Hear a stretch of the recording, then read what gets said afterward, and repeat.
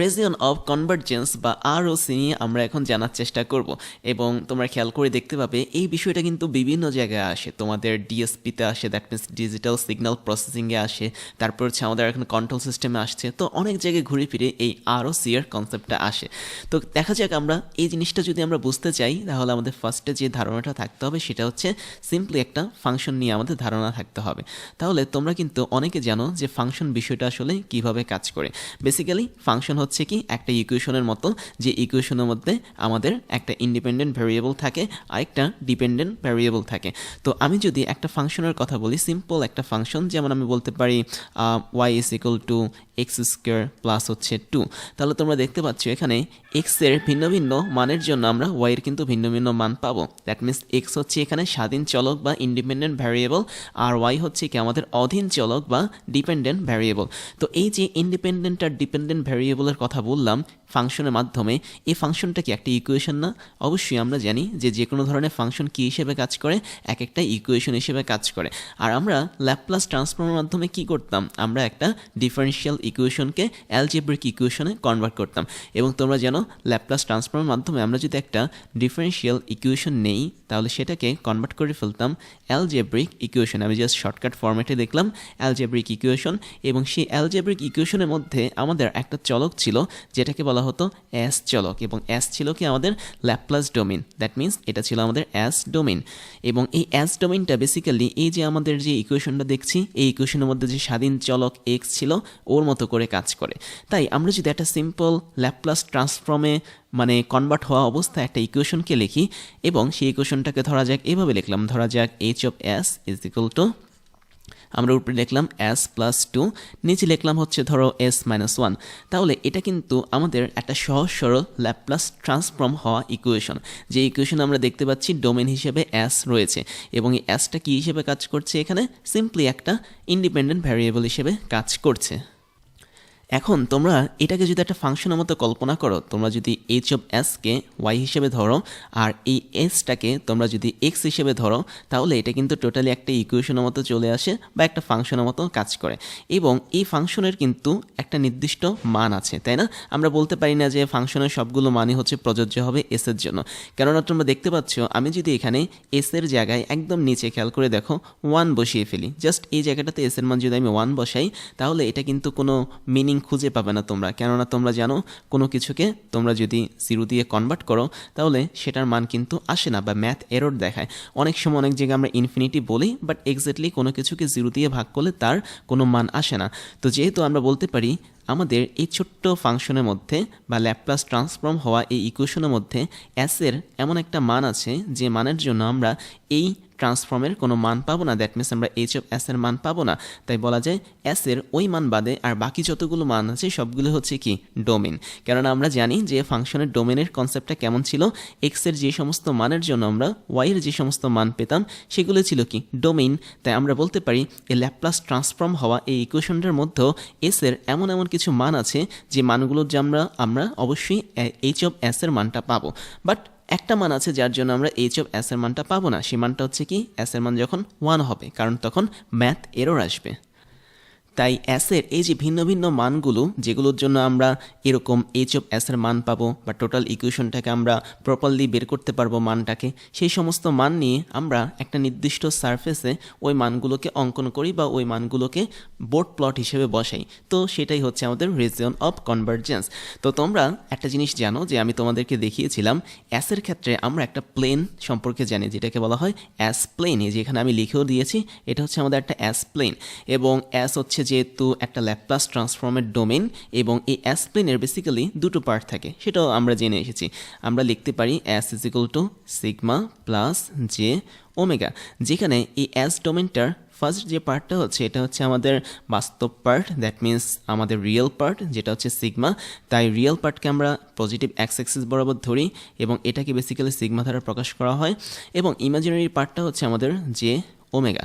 তো যখন তোমরা এরকম এসের ভিন্ন ভিন্ন মান পাবে, যে মানগুলোর জন্য তোমরা বাস্তব অর্থেই একটা নির্দিষ্ট ভ্যালু পাবে কোনো একটা ল্যাপ্লাস ট্রান্সফর্ম হওয়া ইকুয়েশনের বা ফাংশনের, তখন আমরা ওই মানগুলোকে যদি এরকম এক্স এবং ওয়াই অ্যাক্সিস বরাবর এসের মান হিসেবে বসাই, তাহলে কিন্তু আমরা এখানে একটা সারফেস পেয়ে যাচ্ছি। তোমরাও দেখতে পাচ্ছ যে এসের যেহেতু দুটো পার্ট, একটা হচ্ছে আমাদের রিয়েল পার্ট আর একটা হচ্ছে আমাদের ইমাজিনারি পার্ট। তাই এই রিয়েল পার্ট এবং ইমাজিনারি পার্টকে আমরা যদি এক্স এবং ওয়াই অক্ষ বরাবর ধরি, তাহলে আমরা সুন্দর এই জায়গাটাতে একটা সারফেস পেয়ে যাব, যেখানে চারটা চতুর্ভাগ বা কোয়াড্রেন্ট আছে। যেমন এটা হচ্ছে ফার্স্ট কোয়াড্রেন্ট, এটা সেকেন্ড কোয়াড্রেন্ট, এটা থার্ড কোয়াড্রেন্ট, এটা হচ্ছে কি ফোর্থ কোয়াড্রেন্ট। তো এই টোটাল চারটা কোয়াড্রেন্ট নিয়ে আমরা এস ডোমেইনের জন্য যে একটা নির্দিষ্ট ক্ষেত্র পাচ্ছি, এটাই হচ্ছে কি আমাদের রিজিয়ন অফ কনভারজেন্স। আর যেহেতু এসের ভিন্ন ভিন্ন বাস্তব এবং অবাস্তব মানের জন্য আমরা এই সারফেসের মধ্যেই বিন্দুগুলোকে বসাতে পারবো, তাই বলা যায় এটাও একটা রিজিয়ন বা একটা অঞ্চল। তাহলে একটু ঠান্ডা মাথায় চিন্তা করে দেখো তো, এসের সবগুলো মানে কি আমরা এখানে বসাতে পারবো? দ্যাট মিনস আমরা যদি বলি এসের মান হচ্ছে সমস্ত হোল নাম্বার বা সমস্ত রিয়েল নাম্বার, এটা কি আসলে পসিবল? পসিবল না। মাঝে মাঝে পসিবল, মাঝে মাঝে পসিবল না। কেন পসিবল না? তোমরা তোমাদের আগের যে ইকুয়েশনটা আমি লিখেছি, এই যে আমরা নিচের দিকে লিখেছিলাম এইচ অফ এস, এটাকে আমরা লিখেছিলাম, আমি এগুলো একটু মুছে দিই তাহলে বুঝতে সুবিধা হবে। তো এই ইকুয়েশনে খেয়াল করে দেখো, এসের সবগুলো মান কিন্তু প্রযোজ্য ছিল না। এসের মান যখন 1 হতো, তখন কিন্তু আমরা এই এইচ অফ এসের কোনো বাস্তব মান পেতাম না। তাই বলতে পারি এসের এমন এমন সব মান আছে যে মানগুলোর জন্য আমরা এই ল্যাপ্লাস ট্রান্সফর্ম হওয়া ইকুয়েশনটার মান পেতে পারি। বাট স্পেসিফিক কিছু মানের জন্য আমরা এই টোটাল এইচ অফ এসের মানটা পেতে পারি না। তাই বলা যায় এসের এমন কিছু মান যেগুলোর জন্য আমরা বাস্তবিক অর্থে এইচ অফ এসের মান পাবো, সেগুলো হচ্ছে আমাদের ডোমেইন, এবং সেই ডোমেইনগুলোকে আমরা যদি এই রিজিয়ন অফ কনভারজেন্সে বসাই, তাহলে এটা হবে আমাদের exact explanation. That means region of convergence হচ্ছে এমন একটা জায়গা যে সমস্ত জায়গার মধ্যে এসের জাস্ট বাস্তব মানগুলোকে বসানো হয়। আমি বাস্তব বলতে কিন্তু রিয়েল ভ্যালুকে বলছি না, আমি বাস্তব বলতে বলছি যে সমস্ত মানগুলো ভ্যালিড, যে সমস্ত মান বসালে আমরা এইচ অফ এসের একটা নির্দিষ্ট মান পাবো, কোনো ম্যাথ এরর আসবে না। যেমন আমরা এখানে এসের মানটা যদি 1 বসাতাম, তাহলে আমাদের একটা ম্যাথ এরর আসতো, কেননা নিচে 1 - 1 হলে 0 হয়ে যেত, আর সামথিং ডিভাইড বাই 0 মানে হচ্ছে কি ম্যাথ এরর, বা সেটার কোনো মান নেই বা আনডিফাইন্ড। তাই এসের এমন কিছু ভ্যালিড, আমি যদি এই কথাটা এভাবে লিখি, ভ্যালিড মান বসিয়ে এরকম একটা রিজিয়ন তৈরি করতে পারি, যেখানে এক্স অ্যাক্সিস বরাবর এসের বাস্তব মান পাবে, ওয়াই অ্যাক্সিস বরাবর এসের অবাস্তব মান থাকবে। তবে এই টোটাল রিজিয়নটা কি বলা হচ্ছে? Region of convergence. তাহলে ল্যাপ্লাস ট্রান্সফর্ম করার পর কোনো ইকুয়েশনের মধ্যে এসের যে সমস্ত মান বসাতে পারবো, বা যে সমস্ত মান পর্যন্ত এসের একটা নির্দিষ্ট রেঞ্জ থাকবে, ওই রেঞ্জের মানগুলো যদি আমরা বসাতে পারি কোনো একটা এরকম 2D প্লেনে, এবং সেটা হচ্ছে এস প্লেন, তবে ওই প্লেনটাকে আমরা বলতে পারি রিজিয়ন অফ কনভারজেন্স। যেমন আমি যদি একটু বাস্তবে কথা বলি, যেমন আমরা ধরে নিলাম এসের মানটা হচ্ছে কথার কথা 2 এর চেয়ে বেশি। ধরা যাক তুমি এমন একটা ল্যাপ্লাস ট্রান্সফর্ম করে ইকুয়েশন বানিয়েছো যেখানে এসের মান 2 এর চেয়ে ছোট হলে ওই ইকুয়েশনটা আনভ্যালিড হয়ে যায়, মানে ইনভ্যালিড হয়ে যেত। আনভ্যালিড মানে তো কিছু নেই, যাই হোক ইনভ্যালিড হয়ে যেত। তো তখন আমরা বলতে পারবো যে এসের মান 2 এর বেশি যতই দেই না কেন, কোনো সমস্যা নেই, ইকুয়েশনটা ভ্যালিড আসবে। সেক্ষেত্রে তোমার রিজিয়ন অফ কনভারজেন্সটা কীভাবে আঁকবে? তোমরা সেটাকে আঁকবে যেহেতু এসের মান 2 এর বেশি হতে হবে, 2 হচ্ছে একটা বাস্তব সংখ্যা বা একটা রিয়েল পার্ট। তা আমরা বলতে পারি রিয়েল পার্টটাকে আমরা 0,0 থেকে শুরু করে 1 ঘর 2 ঘর যাব। দ্যাট মিনস আমরা রিয়েল পার্ট বরাবর 1 ঘর যাব, 2 ঘর যাব, এবং যেহেতু ওই ইকুয়েশনে বা ল্যাপ্লাস ট্রান্সফর্ম হওয়া ইকুয়েশনে এসের মান 2 এর চেয়ে বেশি থাকলে ওই ইকুয়েশনটা ভ্যালিড হবে। তাই আমরা এই 2 বরাবর একটা এরকম দাগ টেনে দিব। দ্যাট মিনস এই দাগটা হবে আমাদের ইমাজিনারি অ্যাক্সিস যেটা আছে ওয়াই অ্যাক্সিস, তার সাথে প্যারালালভাবে, এবং প্যারালালভাবে দাগ টেনে আমরা ঠিক ওই প্রান্তটাতে কিছু দাগ টেনে দিব। দাগ টেনে দিব মানে হচ্ছে এই প্রান্তটাকে আমরা সিলেক্ট করে দেবো যে হ্যাঁ, এতটুকু রিজিয়নের মধ্যে আসলে আমরা এসের এমন কিছু মান পাচ্ছি যে মানের জন্য আমাদের ইকুয়েশনটা ভ্যালিড হয়। তাহলে তোমরা যদি কখনো এরকম বের করতে পারো, এটা সিম্পলি বের করা, যে আমরা ছোটোবেলায় ডোমেন বের করতে শিখেছি, আমরা এরকম একটা ছোট্ট ইকুয়েশন থেকে কিন্তু ডোমেন বের করতে শিখেছি যে এক্সের কোন কোন মানের জন্য ওয়াইয়ের বাস্তব মান আসবে। এখানেও সেম, এসের কোন কোন মানের জন্য আমাদের এইচ অফ এসের বাস্তব মান আসবে, সেই সমস্ত বাস্তব মানের রেঞ্জটাকে আমরা এখানে বসিয়ে দিব। দ্যাট মিনস এই যে আমরা এখানে একটা রিজিয়ন দেখতে পাচ্ছি, এই সমস্ত জায়গায় এসের মান 2 এর চেয়ে বড়, এবং এই সমস্ত জায়গায় আমরা বেসিক্যালি এই ল্যাপ্লাস ট্রান্সফর্ম হওয়া ইকুয়েশনের একদম বাস্তব মানটা পাবো, কোনো ম্যাথ এরর পাবো না। এবার আমরা কিছু বৈশিষ্ট্য দেখব আরও সি এর। তার আগে আমরা আরেকটা জিনিস বলে রাখি, এই যে আমি এখানে এইচ অফ এস লিখেছি, এই এইচ অফ এসকে কিন্তু ল্যাপ্লাস ট্রান্সফর্ম বলা হয়, বা অনেকে এটাকে ট্রান্সফার ফাংশনও বলে। তো এটাকে আসলে দুই নামেই ডাকা যায়, ল্যাপ্লাস ট্রান্সফর্ম অথবা ট্রান্সফার ফাংশন। তো এই ট্রান্সফার ফাংশনের উপরে যে জিনিসটা থাকে এটাকে বেসিক্যালি জিরোস বলা হয়, এবং নিচে যে জিনিসটা থাকে এটাকে বেসিক্যালি পোলস বলা হয়। মানে বিষয়টা এমন যে আমরা যদি ল্যাপ্লাস ট্রান্সফর্মের মানে এই জিনিসটাকে দেখি, তাহলে আমরা এটাকে এইভাবে লিখতে পারি, H of S is equal to উপরে আমাদের থাকছে হচ্ছে লব, আমরা জানি উপরে লব বসে এবং নিচে কিন্তু আমাদের হর বসে, তাই না? এখন লবের মধ্যে জিনিসটা কিভাবে বসে? অবশ্যই এস এর মাধ্যমে বসে, যেহেতু এটা একটা ল্যাপ্লাস ট্রান্সফর্ম তাই এস ডোমেনটা থাকবেই। তাহলে আমাদের লবটা কেমন ছিল? s+2 ছিল। তাহলে আমি বলতে পারি না আমাদের এই উপরে লবের মানটা যে সমস্ত এস এর মানের জন্য জিরো হবে সেগুলো হচ্ছে বেসিক্যালি আমাদের জিরোস। তার মানে আমি যদি এস এর মানটা লবের ক্ষেত্রে -2 ধরতাম, তাহলে কিন্তু -2 + 2 = 0 চলে আসতো। তাহলে এস এর মান -2 ধরলে লব যেহেতু 0 আসে, তাহলে এই -2টা হচ্ছে কি আমাদের ওয়ান কাইন্ড অফ জিরোস, তাহলে এটাকে বলা হয় জিরোস। এবং আমরা যদি হরের কথা বলি, হরে কি আসতো? হরে দেওয়া আছে s-1। এখন আমি যদি হরের মানটা 0 বানাতে চাই, তাহলে অবশ্যই আমাদের s এর মানটা কত বানাতে হবে? 1 বানাতে হবে। তাই আমি বলতে পারি হরের মান 0 করার জন্য s এর যে সমস্ত মান দায়ী থাকে সেগুলোকে বলা হয় পোলস। কাজেই আমরা যখন একটু পরে যে রিজন অফ কনভার্জেন্সের কিছু বৈশিষ্ট্য পড়ব, সেই বৈশিষ্ট্য ক্ষেত্রে এই পোলস এবং জিরোস এই দুটোর কনসেপ্ট অনেক বেশি ইম্পর্ট্যান্ট। তাহলে চলো আমরা এবার একটু রিজন অফ কনভার্জেন্সের কিছু প্রপার্টি দেখে ফেলি বা বৈশিষ্ট্য দেখে ফেলি। তাহলে খেয়াল করো, আমাদের এটা ছিল রিজন অফ কনভার্জেন্স, এবং এই রিজন অফ কনভার্জেন্সের জন্য আমরা দেখেছিলাম যে আমাদের ট্রান্সফার ফাংশন বা ল্যাপ্লাস ট্রান্সফর্মের দুটো পার্ট থেকে, একটা ছিল আমাদের পোল আর একটা ছিল হচ্ছে জিরো। তো এখন আমরা এটা একটু লিখি এখানে। ধরা যাক আমাদের এইচ অফ এস হচ্ছে কি একটা ট্রান্সফার ফাংশন, এবং এর উপরে আমরা দিয়েছিলাম s+2 সিম্পলি, এবং নিচে দিয়েছিলাম s-1, যেখানে উপরের এই লবের মানটা তখনই 0 হবে যখন s এর মানটা -2 হবে, এবং নিচে আমাদের এটার লবের নিচে তো থাকে হচ্ছে হরের মানটা তখনই 0 হবে যখন s এর মানটা 1 হবে। তাহলে আমরা s এর এই মানটাকে কি বলেছিলাম? আমি বলেছিলাম এটার মান হচ্ছে জিরোস, এবং হরের ক্ষেত্রে এই মানটাকে আমরা বলেছিলাম পোলস। এখন খেয়াল করে দেখো তো, যদি আমাদের এই ল্যাপ্লাস ট্রান্সফর্মের মধ্যে টোটালি আমাদের এই হরটা 0 হয়ে যায়, তখন কি হবে? এইচ অফ এস এর যে মানটা পাবো এটা একটা আনডিফাইন্ড মান আসবে, বা হচ্ছে একটা ম্যাথ এরর মান আসবে। আমি একটু এখানে লিখে ফেলি, এটা আসবে আমাদের একটা ম্যাথ এরর। দ্যাট মিনস আমরা এই ক্ষেত্রে কোনো মান পাবো না। বাট রিজন অফ কনভার্জেন্সটা আসলে কি নির্দেশ করে? এস এর এমন কিছু মান যে মানগুলোর জন্য আমরা এইচ অফ এস বা ট্রান্সফার ফাংশনের একটা নির্দিষ্ট মান পেতাম। তাহলে অবশ্যই আমরা এমন কোনো এস এর মান নেব না যেটার জন্য আমাদের এইচ অফ এস এর একটা অবাস্তব মান আসবে বা এরকম একটা ম্যাথ এরর মান আসবে। তো আমি বলতে পারি পোলস হচ্ছে এস এর সেই সমস্ত ভ্যালু যে ভ্যালুগুলোর জন্য আমাদের এইচ অফ এস বা হচ্ছে ট্রান্সফার ফাংশনের একটা অবাস্তব মান আসে। তাই আমি বলতে পারি এই অবাস্তব মান আসে বলে এই যে পোলস, এটা কিন্তু রিজন অফ কনভার্জেন্সের মধ্যে থাকতে পারবে না। কেননা তুমি যদি এস এর এমন কিছু মান আনো যে মানের জন্য তোমার এইচ অফ এস এর কোনো বাস্তব মান পাবা না, তখন আমাদের এই পোলসগুলো আসলে কোনো ভ্যালিডিটি প্রদর্শন করবে না, বা এই পোলসগুলোর মান বেসিক্যালি এই রিজন অফ কনভার্জেন্সের মধ্যে বসতেও পারবে না। তাই আমরা সহজে বলতে পারি এই যে পোল, এটা কখনোই আমাদের রিজন অফ কনভার্জেন্সের মধ্যে লাই করতে পারে না বা বসতে পারে না। বাট আমরা যদি জিরোসের কথা বলি, জিরোসটা আসলে কী ছিল? এস এর এমন কিছু মান যার জন্য আমাদের লবের মানটা 0 আসতো। আর লবের মান যদি 0 আসে, আমরা বলতে পারি না আমাদের এই যে লবটাকে যদি আমি 0 বানিয়ে ফেলি, তাহলে এইচ অফ এস এই টোটালটার মানও কী হবে? 0 হয়ে যাবে। কারণ আমরা জানি লবের মান যা মানে হরের মানটা যা খুশি হোক না কেন, লবের মান যদি কখনো 0 আসে তাহলে টোটাল ওই জিনিসটার মানও কী হয়ে যায়? 0 হয়ে যায়। কিন্তু খেয়াল করে দেখো, এই জিরোটাকে কিন্তু আমরা ইচ্ছা করলে একটা ফাইনিট ভ্যালু হিসেবে ধরতে পারি।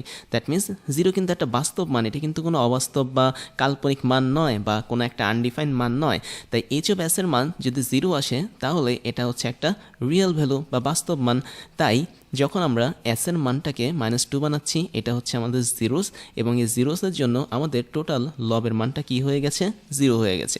এবং লবের মান যদি 0 আসে তাহলে টোটাল ট্রান্সফার ফাংশন বা এইচ অফ এস এটার মানও কি আসবে, টোটালি 0 চলে আসবে।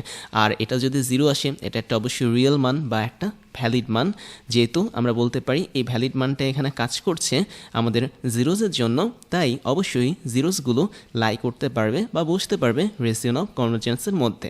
তাই সবচেয়ে বড় ইম্পর্টেন্ট প্রপার্টিস হচ্ছে আরওসি বা রিজিয়ন অফ কনভারজেন্সের মধ্যে কোনো একটা ট্রান্সফার ফাংশন বা ল্যাপ্লাস ট্রান্সফর্মের পোল কখনোই বসতে পারে না, বাট জিরো ইজিলি বসতে পারে। তাহলে আমরা চাইলে এই শর্তটাকে এভাবে লিখতে পারি যে আমাদের ট্রান্সফার ফাংশন বা ল্যাপ্লাস ট্রান্সফর্ম এটার মান সবসময় একটা ফাইনাইট ভ্যালুতে আসতে হবে। ফাইনাইট মানে হচ্ছে একটা ভ্যালিড ভ্যালুতে আসতে হবে। আর ওই ভ্যালিড ভ্যালুতে আসার জন্য আমাদের এসের যে সমস্ত মানগুলো আমরা পাবো সেই সমস্ত মানগুলি বেসিক্যালি রিজন অফ কনভারজেন্সের ভিতরে বসবে, এসের অন্য কোনো মান বসবে না। তো এবার আমরা এসের একটা মান বসিয়ে দেখাই তোমাদেরকে, যেহেতু আমরা জানি যে এসের ভেতরে দুটো পার্ট থাকে। ধরা যাক তোমার কোনো একটা ক্ষেত্রে এসের মানটা এমন আসলো, ধরা যাক 3 - 2j, তখন সেটাকে কিভাবে বসাতে হবে? তখন আমরা যেটা করব একদম সিম্পল, জটিল সংখ্যা বা কমপ্লেক্স নাম্বারের মতো আমরা পজিটিভ এক্স অ্যাক্সিস বরাবর, যেহেতু সিগমা কাজ করছে তাই এই বরাবর আমরা প্রথমে 3 ঘর যাব, এবং ফাইনালি আমরা নিচের দিকে that means negative y axis বরাবর 2 ঘর যাব। তাহলে তুমি এই ঘরে যাবে, তারপর হচ্ছে এই ঘরে যাবে, 2 ঘরে যাবে। যাওয়ার পর তুমি এই জায়গাটাতে যে পয়েন্টটা পাবে সেই পয়েন্টে হচ্ছে আমাদের বেসিক্যালি এসের মান। তার মানে আমরা বলতে পারি এই রিজিয়ন অফ কনভারজেন্সে আমরা এসের মান বাস্তব অবাস্তব দুইভাবেই বসাতে পারি। এবার আরও একটা প্রপার্টি নিয়ে জানবো, সেটা হচ্ছে আমাদের এই রিজিয়ন অফ কনভারজেন্স যেটা আছে সেটা বেসিক্যালি সিগমায়ের মানের উপর নির্ভর করে। দ্যাট মিনস সিগমা ছিল হচ্ছে বাস্তব সংখ্যা বা বাস্তব পার্ট এসের মধ্যে, এবং এই সিগমার উপর বেসিক্যালি আমাদের আরওসি এর টোটাল স্ট্রাকচারটা নির্ভর করে। যেমন তোমাকে যদি বলা হয় যে এসের মান বা এসের রেঞ্জ কখনো এমন আসলো যে আমরা একটু আগে দেখেছিলাম এস গ্রেটার দেন 2 এমন আসতে পারে, অথবা এস স্মলার দেন 2 এমনও আসতে পারে, অর্থাৎ এমন কিছু ইকুয়েশন আসতে পারে ল্যাপ্লাস ট্রান্সফর্মে যেখানে এসের মান 2 এর চেয়ে বড় হলে আমরা এইচ অফ এস বা ল্যাপ্লাস ট্রান্সফর্মের বাস্তব একটা মান পাবো, অথবা এচ স্মলার দেন 2 হলে এইচ অফ এসে একটা বাস্তব মান পাবো, এরকম কন্ডিশন আসতে পারে। তখন কিন্তু আমরা কখনোই শুরুতে এই যে ইমাজিনারি পার্ট বরাবর যে ওমেগা কাজ করতো এটা নিয়ে কাজ করব না, আমরা অল টাইম বাস্তব পার্ট বা হচ্ছে আমাদের সিগমা নিয়ে কাজ করব। যেমন আমি যদি এটা একটু মুছে দিই, তাহলে আমরা কি করতে পারি, আমাদের যদি এস গ্রেটার দেন 2 থাকে, যেটা আমরা একটু আগে দেখেছি, আমরা স্রেফ 2 ঘর বরাবর যাব, গিয়ে আমরা ইমাজিনারি অ্যাক্সিসের সাপেক্ষে একটা প্যারালাল লাইন টানবো, টানার পর সেটার সামনের দিকে আমরা মার্ক করে দিব। দ্যাট মিনস এতটুকু রেজিয়নের মধ্যে আমরা এসের এমন কিছু মান পাবো যে মানগুলো হচ্ছে কি 2 এর চেয়ে বড়। আর যদি আমাদের এস স্মলার দেন 2 বলা হয়, তখন কিন্তু আমরা এই যে ইমাজিনারি পার্ট বরাবরও যাব না, আমরা এখনও পেছনের দিকে 1 ঘর 2 ঘর যাব। দ্যাট মিনস এটা ছিল -1, এটা ছিল -2, এবং ঠিক এই জায়গাটা তো ইমাজিনারি অ্যাক্সিস বরাবর প্যারালাল করে একটা লাইন টানবো। আর এই লাইনটা যদি আমি এই বরাবর টানি, সেক্ষেত্রে আমাদের এস স্মলার দেন 2 হিসেবে নির্দেশ হবে এই পাশের অঞ্চলগুলো। তা আমরা বলতে পারি আমাদের এই টোটাল রিজিয়ন অফ কনভারজেন্সটা বেসিক্যালি সিগমার মানের উপর নির্ভর করে, কারণ এখানে এস স্মলার দেন 2, এস গ্রেটার দেন 2 এই সব কিছুই কিন্তু আমরা সিগমার উপর ভিত্তি করে বের করেছি। তাই সবসময় মনে রাখতে হবে রিজিয়ন অফ কনভারজেন্স টোটালটাই নির্ভর করে প্রথম দিকে সিগমার মানের উপর, তারপরে যদি কোনো অবাস্তব পার্ট আসে তখন সেটার উপর নির্ভর করবে। এবার ক্রাশ ইঞ্জিনিয়ারিংয়ের পক্ষ থেকে দারুণ কিছু সারপ্রাইজ থাকছে তোমাদের জন্য, যার প্রথমটা হচ্ছে বেস্ট রিসোর্সেস। আমাদের ক্লাসগুলো তৈরি করা হয় বিশ্বের টপ কোয়ালিটির সিলেবাস এবং টপ লেভেলের বইগুলো ফলো করে, যেগুলো তোমার ইউনিভার্সিটি লাইফের পড়ালেখাকে নিয়ে যাবে এক্সট্রা লেভেলে। সেই সাথে ক্লাসগুলোতে থাকছে আমাদের অফিসিয়াল বইগুলো থেকে হাজারটা ক্রাশ চ্যালেঞ্জ সলভিং, যা তোমার চিন্তা শক্তিকে নিয়ে যাবে অ্যাডভান্স লেভেলে। তারপর থাকছে তোমাদের জন্য পেইড কোর্সের সুযোগ, যেখানে তোমরা যে কোনো সময় কিনে নিতে পারো আমাদের বিভিন্ন সাবজেক্টের উপর তৈরি করা জেনুইন কোর্সগুলো, যা তোমাদের জব প্রিপারেশন, মাস্টার্স অ্যাডমিশন প্রিপারেশনে কাজে লাগবে সব সময়। এরপর তোমরা জয়েন করতে পারো আমাদের স্টুডেন্ট কমিউনিটিতে, যেখানে তোমাদের মতো আরও অনেক ইঞ্জিনিয়ারিং স্টুডেন্ট বিভিন্ন ডাউট সলভিং, প্রবলেম সলভিং নিয়ে আলোচনা করে যাচ্ছে প্রতিনিয়ত। আমাদের ফেসবুক পেজের লিঙ্ক হচ্ছে facebook.com/crashengineerings এবং ফেসবুক গ্রুপের লিঙ্ক হচ্ছে facebook.com/groups/crashengineering। তারপর আমাদের ক্লাস এবং পেইড কোর্স সম্পর্কে সমস্ত ধরনের আপডেট পেতে জয়েন করতে পারো আমাদের অফিসিয়াল টেলিগ্রাম চ্যানেলে। আমাদের টেলিগ্রাম চ্যানেলের লিঙ্ক হচ্ছে t.me/crashengineering। এবার আমি তোমাদেরকে আমার পরিচয়টা জানাচ্ছি। আমি হচ্ছি ইমতিয়াজ, ক্র্যাশ ইঞ্জিনিয়ারিং সহ ওয়েডেমি এবং ক্র্যাশ কোডিংয়ের ফাউন্ডার হিসেবে কাজ করছি। যেখানে ক্র্যাশ ইঞ্জিনিয়ারিংয়ে আমি তোমাদেরকে এখন পড়াচ্ছি, ওয়েডেমিতে আমি কলেজ লেভেলে স্টুডেন্টদেরকে পড়িয়ে থাকি এবং ক্র্যাশ কোডিংয়ে আমি স্টুডেন্টদেরকে বিভিন্ন প্রোগ্রামিং ল্যাঙ্গুয়েজ শিখিয়ে থাকি। সেই সাথে আমি বিগত 10 বছর ধরে 5 লাখেরও বেশি স্টুডেন্টদেরকে অনলাইন এবং অফলাইনে পড়িয়েছি। আমার এডুকেশনাল ব্যাকগ্রাউন্ড হচ্ছে বিএসসি কমপ্লিট করেছি ইলেকট্রিক্যাল অ্যান্ড ইলেকট্রনিক ইঞ্জিনিয়ারিং নিয়ে, এমএসসি কমপ্লিট করেছি বায়োমেডিক্যাল ইঞ্জিনিয়ারিং নিয়ে এবং বর্তমানে একটা ইউনিভার্সিটিতে লেকচার হিসেবে কাজ করে যাচ্ছি।